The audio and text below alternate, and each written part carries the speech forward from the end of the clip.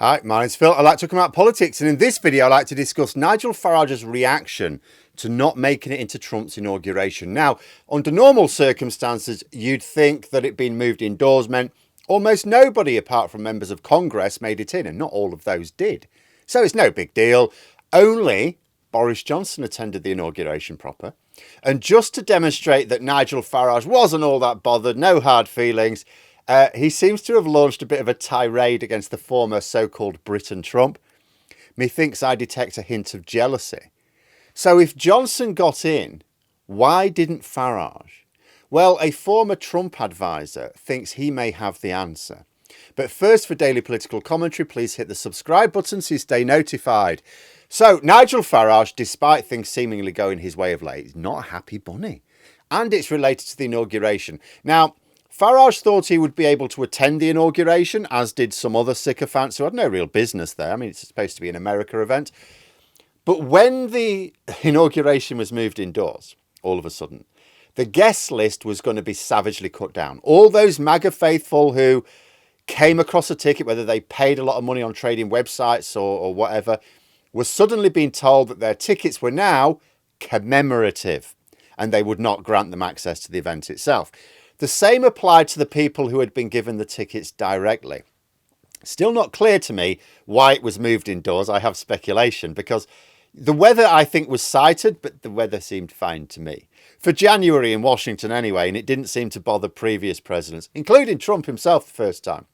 But for whatever reason, the number attending the inauguration was going to be much smaller. And I knew like a week ago that Farage was not really getting inside. I didn't make a fuss about it because there's no fuss to be made. Not even all members of Congress made it inside, so obviously bit players in foreign parliaments are not going to be able to expect entry. But then Farage himself decided to turn what was probably like a disappointment for him into a full-scale drama. This is because Boris Johnson did find himself inside the event. Well, Farage does not seem happy about that. And how do we know? Because like a jealous little boy, he's attacked Johnson for only being an occasional friend of Trump. Why do you label me his only occasional friend? I'm licking his boots every day. He then petulantly suggested that Johnson was only invited because he was a former Prime Minister of the nation. Oh, obviously I'm not Prime Minister yet, so yeah, that makes sense. Except, it doesn't quite make sense, does it? Other former Prime Ministers didn't get an invite. Theresa May was Prime Minister for more of Trump's term than Boris Johnson. No. Whatever the reason for inviting Johnson, it was because Trump approved of Johnson on a personal level, in a way he doesn't approve of Farage.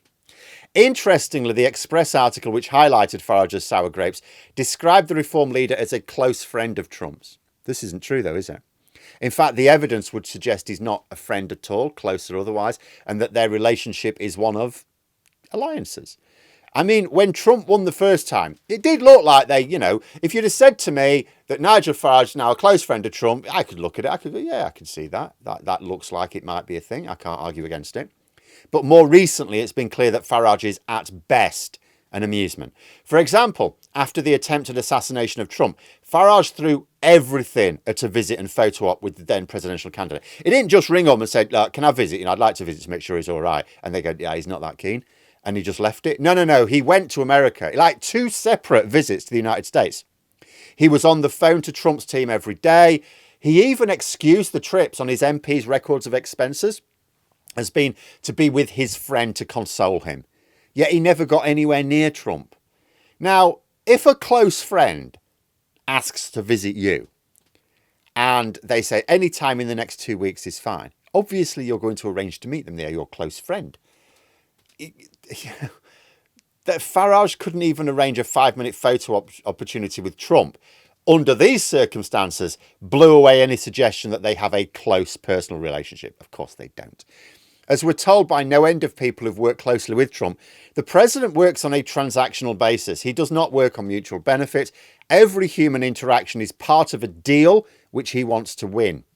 There was no benefit to Trump in meeting with Farage at the time when he was trying to gain full advantage out of the assassination attempt. He wanted to juice it for maximum sympathy and donations. He didn't have time to meet with Farage, who wasn't offering him anything. This is the transactional nature of Trump. Farage wanted the photo for his own purposes, But it did nothing to benefit Trump, so he wouldn't meet with him, not even for 5 minutes. He had 5 minutes, of course he had 5 minutes. No. Boris Johnson, much more recognisable figure in America and within the MAGA movement. I wouldn't say he was a star, because MAGA are not about hero worshipping foreigners, obviously. But he's well known enough for his support of Trump. And Johnson supported Trump very strongly during the election campaign. So Johnson's support is clearly more valuable to Trump than Farage's. Remember, Farage has tried to break through in America several times, and most MAGA just don't know who he is. But there might be more to this. See, Trump, after all, did name-check Farage during his final election campaign rally. Didn't have to do that. That didn't help Trump, did it? But he did it anyway. So is there another reason Farage didn't get invited to the indoor inauguration? Well, a former Trump advisor may have an answer. He described Trump as approving of like disruptive people who get things done, which is why Elon Musk is now one of his top advisors. Trump listens to Musk because Musk has achieved things that Trump respects. It's the same with Trump's attitude towards Putin. I keep saying Putin doesn't have anything on Trump. It's just that Trump genuinely respected him. He saw him as strong because of the way he ruled Russia with an iron fist. That's what Trump wanted for himself over America.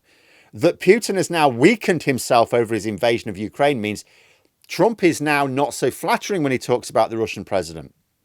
This advisor, Brian Lanza, thinks the same applies to Farage. He was asked by Robert Peston on ITV if Musk's attack on Farage as unsuitable to lead might have impacted Trump's view of Farage, and Lanza said that it would. After all, what has Farage achieved? He will say, quite reasonably in my view, that he was the major driving force behind Brexit. No, I agree. I think he was the single most important figure behind the UK leaving the EU. Without Farage, there was no Brexit. But who actually led the UK out the EU? It was Boris Johnson. Trump hates the EU and will see Boris Johnson as the guy who was disruptive and achieved the UK being outside of it. Legally and politically, that is the fact of the matter. Trump is not about nuance. So he may not appreciate just how instrumental in the process Farage was. He was just one of many gobshites calling for it, perhaps, but not actually doing it. And Lanza said something else as well, because you may think that Trump is always, he's also complimentary about Farage and very friendly towards him when he acknowledges him at all. But Lanza said that Trump is friendly with a lot of people. I think the implication being to anyone he thinks might be useful to him now or in the future. All part of his transactional approach. Costs nothing to be friendly to someone, does it? Costs nothing at all. He said that Trump will continue to be friendly with Farage, but that Musk's intervention was likely to have damaged Trump's view of Farage. He said Trump puts a lot of faith in people who have disrupted things and created things. Now, Farage has been disruptive, which is why Trump has any regard for him at all, but he cannot claim to have actually created anything tangible, can he? He thinks Musk has, so he listens to Musk. I think he probably also thinks Johnson has, so he invites him to the inauguration. The fact that Farage did not get an invite can surely only be because either Trump doesn't see Farage as having been a proven winner, just a plucky ally, or if Trump did see Farage as an achiever, he may be doubting it now based purely on Musk's disapproval of him. And Farage is clearly hating it. But there we are. Those are my thoughts. Let me know yours in the comments below. If you've enjoyed the video, please click the like button and subscribe for further content. If you'd like to support the channel further, you can click the join button for memberships. Thanks for listening. And until next time, I'll see you later.